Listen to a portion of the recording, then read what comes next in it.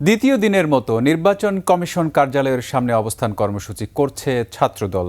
৩ অভিযোগে এই কর্মসূচি পালন করছে দলটি।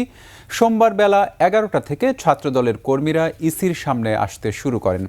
মহানগরের বিভিন্ন ইউনিট থেকে ছাত্র নেতারা সেখানে অবস্থান নেয়, যোগ দেয় শিক্ষার্থীরা।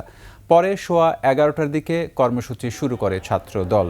ছাত্রদলের অভিযোগের মধ্যে রয়েছে পোস্টাল ব্যালট সংক্রান্ত বিষয়ে ইসির পক্ষপাতদুষ্ট ও প্রশ্নবিদ্ধ সিদ্ধান্ত, বিশেষ একটি রাজনৈতিক গোষ্ঠীর চাপের মুখে যৌক্তিক সিদ্ধান্তের পরিবর্তন, শাহজালাল বিজ্ঞান ও প্রযুক্তি বিশ্ববিদ্যালয় ছাত্র সংসদ নির্বাচন নিয়ে ইসির নজিরবিহীন ও বিতর্কিত প্রজ্ঞাপন।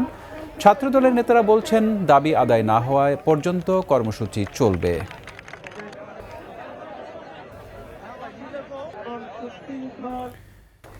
নির্বাচন কমিশনে রয়েছেন সহকর্মী মানিক শিকদার, যুক্ত হচ্ছি তার সাথে। মানিক, নির্বাচন কমিশনের সামনে থেকে কি খবর আছে আপনার কাছে সর্বশেষ?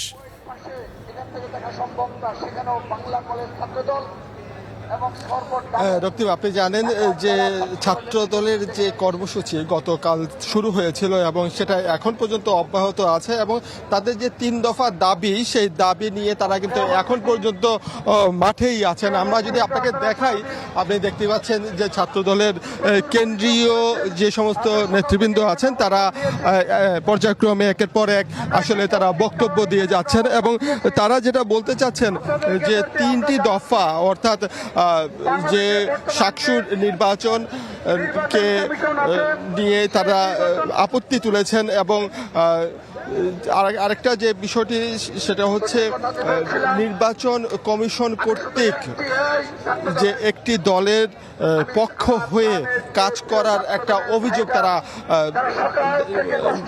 তারা রাখছেন। এছাড়া যে যে সমস্ত ছাত্র দলের নেতা কর্মী যারা আছেন তারা বলছেন যে নির্বাচন অবাধ, সুষ্ঠু এবং নিরপেক্ষ করতে নির্বাচন কমিশন যেন একটা নিরপেক্ষ ভূমিকা পালন করেন, কিন্তু সেই ভূমিকা পালন না করে তারা বিশেষ করে একটি দল অর্থাৎ জামায়াত ইসলামী একটি দলের হয়ে তারা কাজ করছেন বলে অভিযোগ করছেন। এই সাথে সাথে আরও কয়েকটি বিষয় আজকে জানিয়ে রাখতে চাই। আজকে সকালবেলা পোস্টাল ব্যালট গণনা কিভাবে হবে সেই রকম একটি প্রশিক্ষণ ছিল। সেই প্রশিক্ষণে ইসি সানাউল্লাহ উনি যেটা বলেছেন যে প্রায় ৫,৬০০ ব্যালট পেপার ফিরে এসেছে, অর্থাৎ সেই সমস্ত ব্যালট পেপার সঠিক সময়ে সঠিক ঠিকানা পাওয়া যায়নি। এছাড়া ইসি সানাউল্লাহ বলেছেন যে অবাধ, সুষ্ঠু, নিরপেক্ষ নির্বাচন করতে ইসি যথেষ্ট তৎপর, এবং কাউকে আসলে পক্ষপাতিত্বমূলক কোনো আচরণ করা হবে না নির্বাচন কমিশনের পক্ষ থেকে, এটাই তারা বলছেন। তো রক্তিম, এই ছিল আমার কাছে এখানে থাকা সর্বশেষ তথ্য। জি, অজস্র ধন্যবাদ মানিক।